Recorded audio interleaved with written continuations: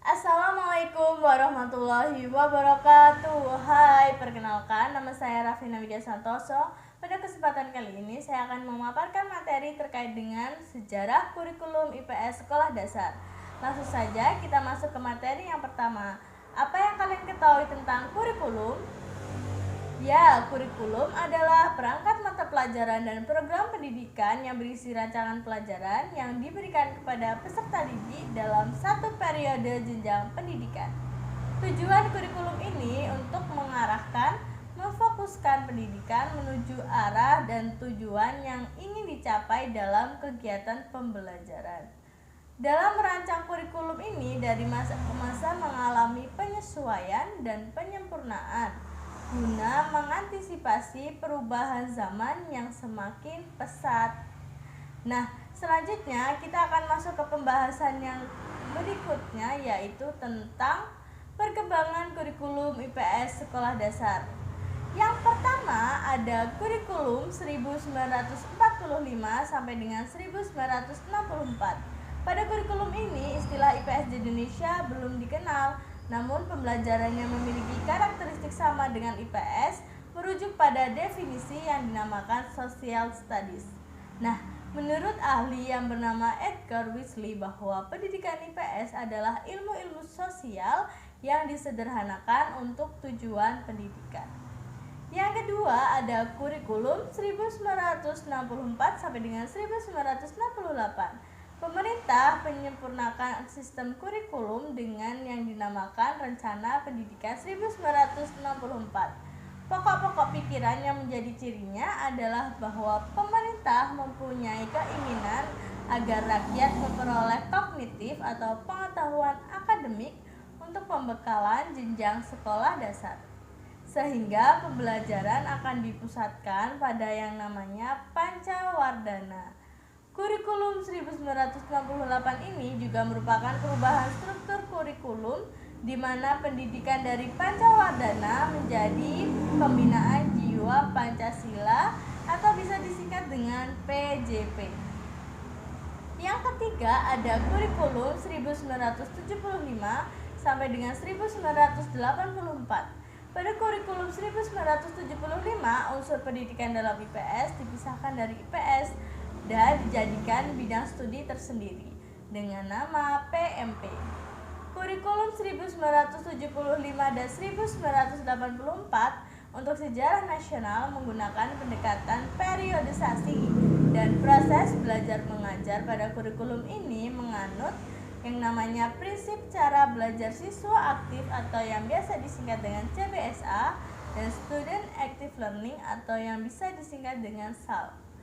Yang keempat ada kurikulum 1994. Materi kurikulum IPS pada tahun 1994 ditata secara lebih terpadu tentunya dan lebih sederhana. Dilihat dari cakupan materi yang terdiri dari pengetahuan sosial dan sejarah. Materi IPS ditata secara terpadu antara pokok bahasan yang ditunjang oleh beberapa konsep yang mana berasal dari berbagai ilmu atau disiplin sosial, yaitu diantaranya ada geografi, ada sejarah, ada ekonomi, ada lingkungan hidup, ada koperasi atau politik, dan pemerintah. Yang kelima, kita masuk ke kurikulum 2004.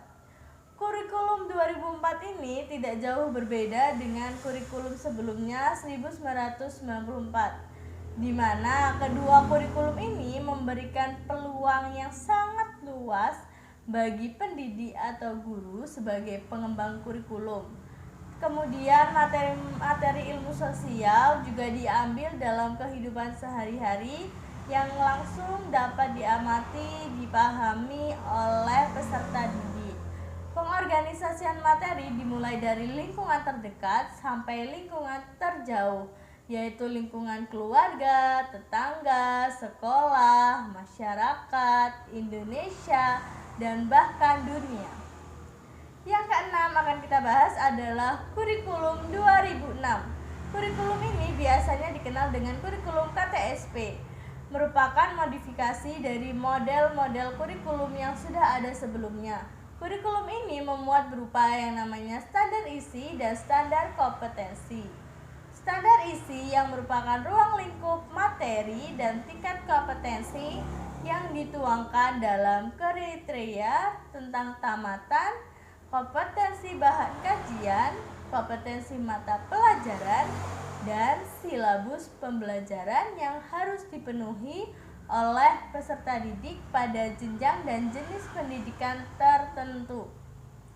Untuk standar kompetensi sendiri adalah perilaku yang dapat diukur dan diobservasikan untuk menunjukkan ketercapaian kompetensi dasar tertentu yang nantinya akan menjadi acuan dalam mata pelajaran.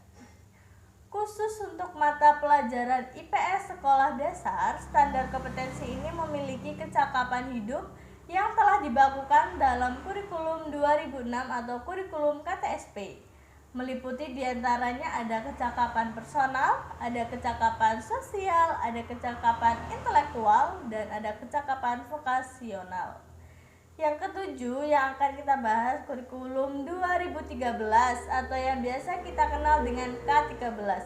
Kurikulum 2013 ini merupakan sebuah kurikulum yang pembelajaran menekankan pada aspek afektif atau sikap dan kompetensi yang ingin dicapai dalam kompetensi yang mana akan berimbang antara sikap, keterampilan, dan pengetahuan di samping pembelajaran yang holistik dan menyenangkan.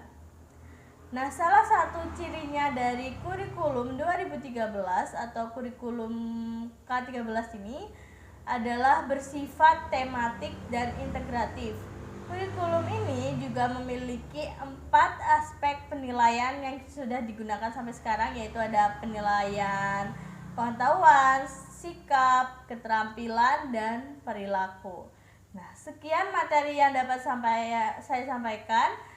Semoga bermanfaat. Wassalamualaikum warahmatullahi wabarakatuh.